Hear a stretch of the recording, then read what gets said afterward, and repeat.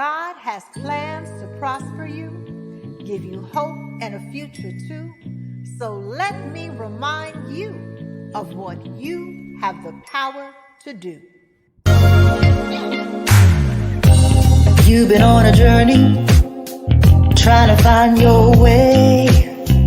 Like the sun, you're rising, 'cause today's your day to unlock every gift inside. Let your potential flow. Don't let anybody kill your vibe. Time to bust up and show. Gotta keep on reaching, keep believing. Act like you know you can win. Live your dreams, reach your goals. Be happy, you can make it. Get motivated with Cassandra. We've got wellness, church by phone. You don't even have to leave your home to be inspired. To rise a little higher with Cassandra. They said you'd never make it, but you're still here. Kept on pushing through all your doubts and fears. Never let a hater see you sweat. Remember who you are.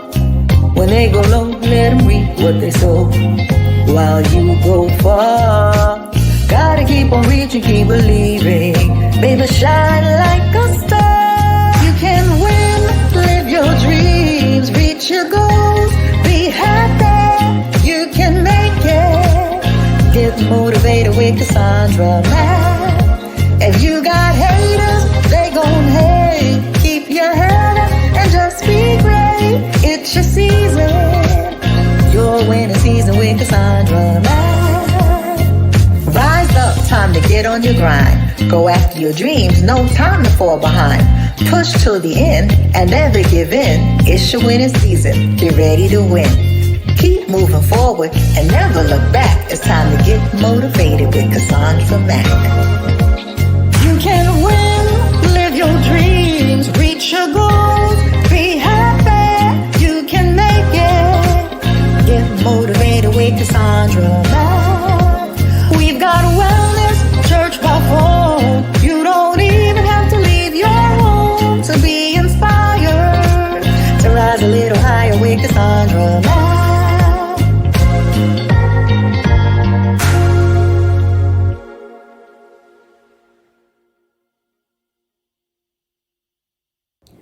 Three biggest reasons why people who claim they don't like you, why those who claim that they can't stand you want to constantly be connected to you, why they want proximity to you, and it may shock you.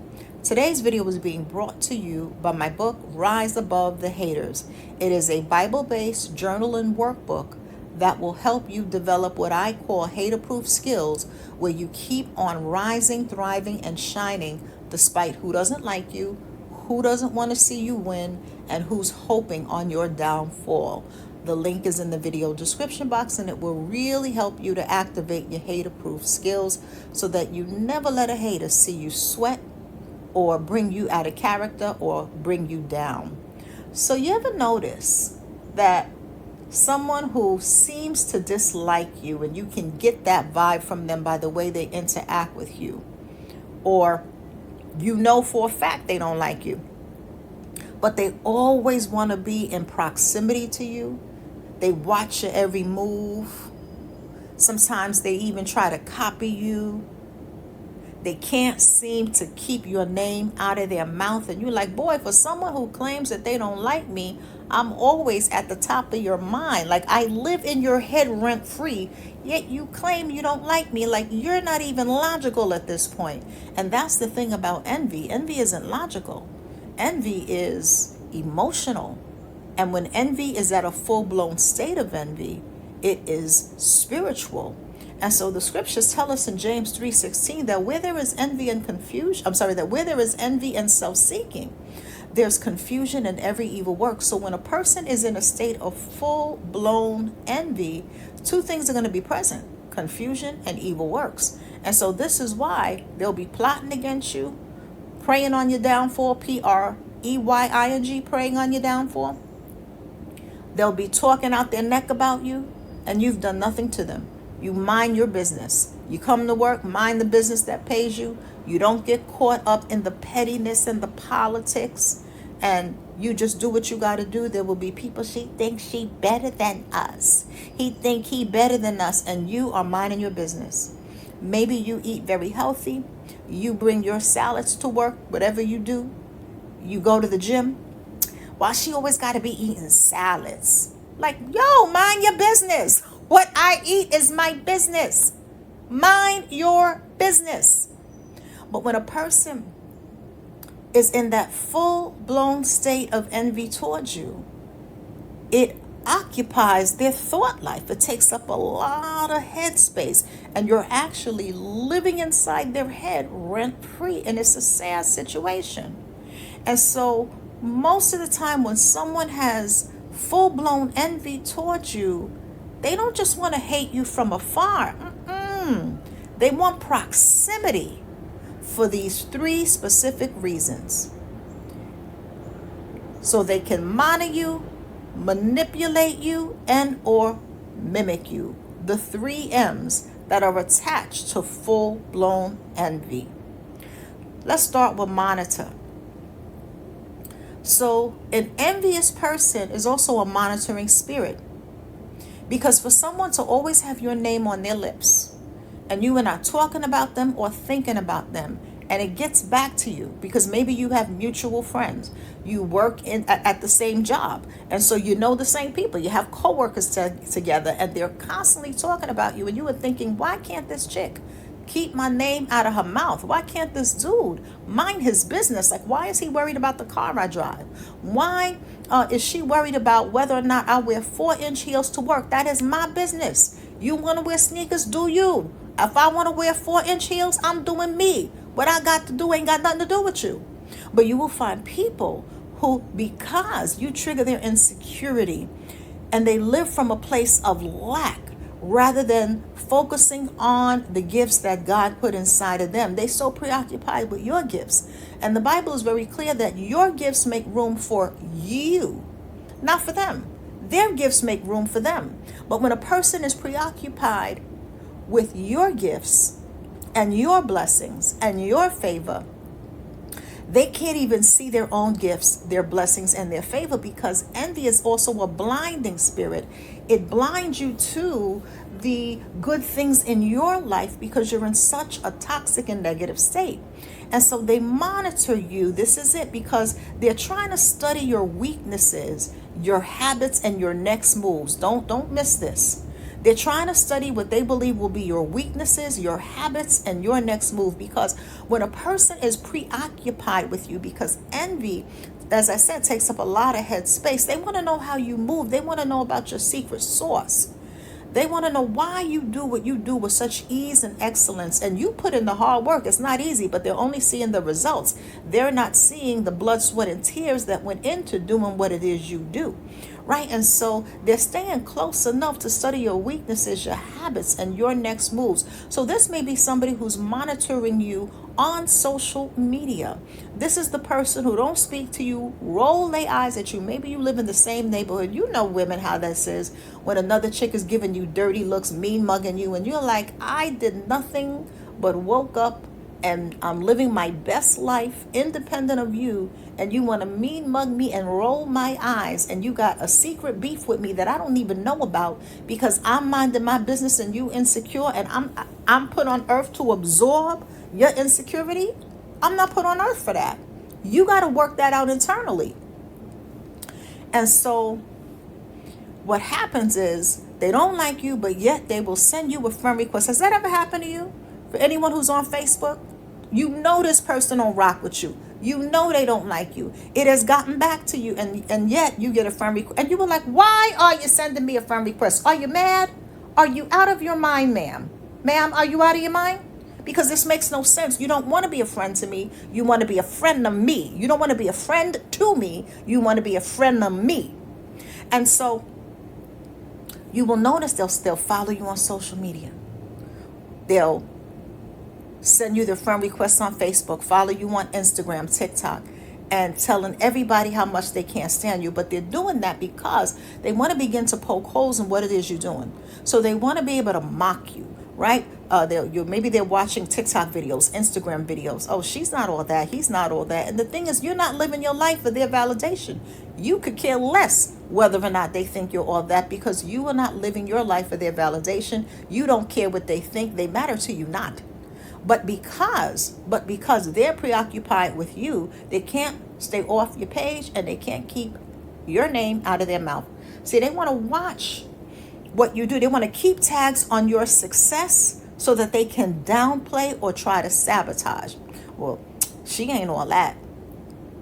She ain't all that. He ain't all that. And you're not trying to be anything other than who God created you to be, moving forward in purpose and destiny, allowing your light to shine. And if they would focus on themselves and get in the light of the Lord rather than the darkness of Satan, they would not have time to be worried about you, because they would be walking in their purpose and destiny. But envy is a blinding spirit.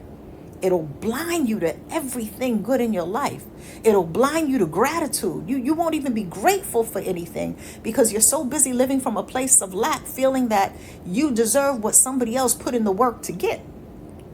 So they're gathering information to use against you later. It could be something as simple as you post pictures of your travels on Instagram. And here's the other piece. Because they need a reason to justify why they hate you, and they're looking for any reason will do, they will pull from your social media page to tell other people why they don't like you. See, she always bragging about where she travels. I can't stand that chick. She's such a bragger. And look at her wig, her wig, it lopped to the side, lopsided wig. It doesn't matter what it is you do. They're going to find anything they can to feed off of, because an envious spirit is both a predatory spirit and a parasitic spirit. So you're dealing with a parasitic predator. And they're looking for anything they can, because the thing is, when somebody's a hater, other people begin to notice that. Even other haters. And so they'll group together with other hating women, other hating men, and they're looking for any reason whatsoever to be able to knock you down a peg, and they're trying to use your own information against you. So know that that's why they want proximity, so that you're not scratching your head wondering why this is happening. This is why. They gather information to use against you. They want to keep tags on your success, hoping they can find a failure there. And the bottom and top line is, every human being has successes and failures. That's the natural outpouring of life. But because they're preoccupied with preying, preying, on your downfall, they want to magnify your failures and flaws while minimizing your milestones and success. So just keep that in mind. They also are watching how you react to stress, because they want to be able to use that against you. See, she tried to act like she has integrity and character, but I knew that she was just like us, and you ain't nothing like them. That's why you keep yourself separate, because you are clear that you are set apart. Now, everybody's not going to receive this message. The haters are not going to receive this message. And if you a hater, this ain't for you. But for those of you who are dealing with the envy and the hate, and you are trying to figure out, why does a person who claimed they can't stand me can't keep my name out of their mouth, and always want to find a reason to be around me and know what I'm up to, whether they're asking other people about me or just spreading lies about me? This is going to answer those questions. 2, so the second M, they want to manipulate. So proximity allows them to manipulate. Now, this is very dangerous, so watch for this. So this is the person who comes to you friendly, and you don't know their ulterior motives initially, because they come to you friendly. So maybe you're new at the job. You work with excellence, right? Maybe you're stylish. You're an extremely classy woman. You're an extremely classy man. And somebody who doesn't really like you, they feel a little threatened by you, but they have to be able to get close enough to you to be able to do a little damage. They're not going to be mean to you. In fact, they're going to be nice.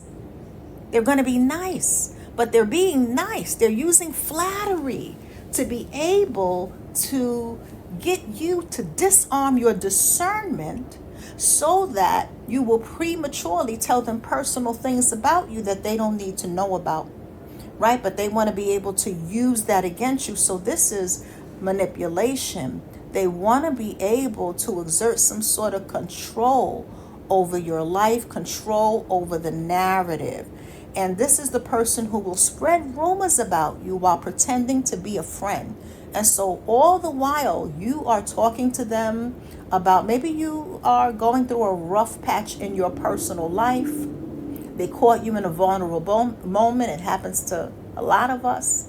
And you prematurely share some personal things, and everybody at the job know your business, but you don't know that yet because you haven't, it hasn't been uncovered the real snake they are. You haven't discerned that yet, so it hasn't gotten back to you. But then over time it gets back to you and you're like, wow, I told this person a lot of personal things and they really pretended to be my friend. They took me out to lunch or invited me out, whatever it is that they did to try to get in good with you. You got to be mindful of that because you don't know people. When you first meet an individual, you know nothing about them.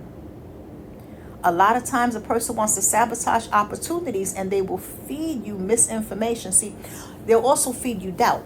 So when a person is close enough to you, right, they're in your vicinity, you trusting them, and they have hate for you, they can do damage to your confidence because they are in proximity to you. So an example is the person who you consider a friend, but they're a friend of me. And you're going out to brunch. And they're like, you doing the most. You don't need to have, makeup and or this whole outfit on. It could just be casual. And you're like, really? You think so? I thought this was like, this is my type of casual. Nah, girl, you're doing the most. It's not even that type of environment. And you change your outfit because your so-called friend said that you were doing the most, but you didn't realize it's not that you were doing the most. You just doing you. That's what you do. But because your casual is threatening to her, she is coming under the guise of friendship, and you consider her opinion because you think you're friends. So you don't realize that the person is trying to sabotage you initially, but over time, everything reveals itself. And so this is another reason, this second M, why people who secretly hate you, who harbor jealousy, envy towards you, want to get close to you, because a person needs proximity to be able to manipulate you personally. Third, they want to mimic you. So when a person wants to copy your style, your ideas, your personality, it's very difficult to do that without proximity. So it could be that they're doing it on social media, and maybe you started a channel and you told your friend about this new channel that you started, and they told you it was a horrible idea, you really shouldn't go in that direction, you should do something else. Now this is what they're saying to you, but you believe in what you're doing and you move forward on that idea for your channel. 3 months later, they start a YouTube channel doing the exact same thing that you're doing, down to your speaking points, your mannerisms, and the way that you dress. And you're like, I thought you said this was a horrible idea. And not only are they copying you, but they're trying to act like they're not copying you. They try to act like they're not mimicking you. Or you notice that every time you make a video, you have another content creator hours later that makes a video about the same subject. And yes, two people can have similar ideas, but the likelihood, if you make daily videos and you look at the pattern for a whole month, and every day right after you upload your video, 2 to 3 hours later, that person uploads the same exact video. There's not that much coincidence in the world. For 30 days in a row, 30 videos, that's a pattern. So they want what you have. So they steal it or try to swap destinies with you instead of walking in their own purpose and destiny. And if you remember the movie, I reference this often because I think that this is such a great movie to really illustrate what full-blown envy looks like, so that you can see the progression. And you can begin to look at relationships in your own life to see if you notice any of those patterns with people around you. And it's the movie Single White Female, the original single white female starring Bridget Fonda and Jennifer Jason Leigh. I always forget if it's Jennifer Jason Leigh or Ali Sheedy, the other character. And you begin to see the full-blown envy really develop from envy in its seed form to the full-blown fruit of envy. And Bridget Fonda's character, beautiful young woman, she has this really cute, short red bob haircut, stylish, doing her thing. She puts an ad in for a roommate, has this roommate. Now the roommate has long brown hair. And what you notice is over time, she starts borrowing Bridget Fonda's clothes without asking her. Then she goes to the same salon, gets the exact same haircut and color so that she could look exactly like her. And it's to a point where you could barely tell them apart. And Bridget Fonda's character begins to become increasingly uneasy with this level of obsession, because there's an obsessive component to envy. That's why they need to monitor you. They need to have proximity to you. And the movie just escalates in terms of the character's envy towards Bridget Fonda's character.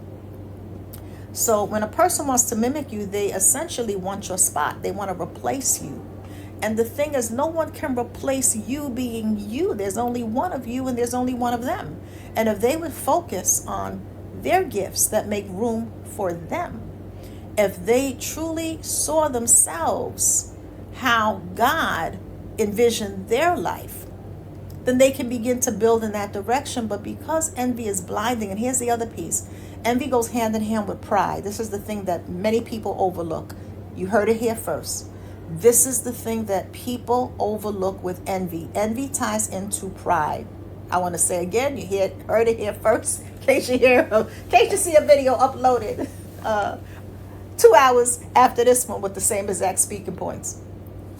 So envy and pride go hand in hand. Because when a person is envious, oftentimes the first thing they say, I'm not envious of her. She don't have nothing I want. I ain't envious of him. He ain't nobody. And the reality is they are.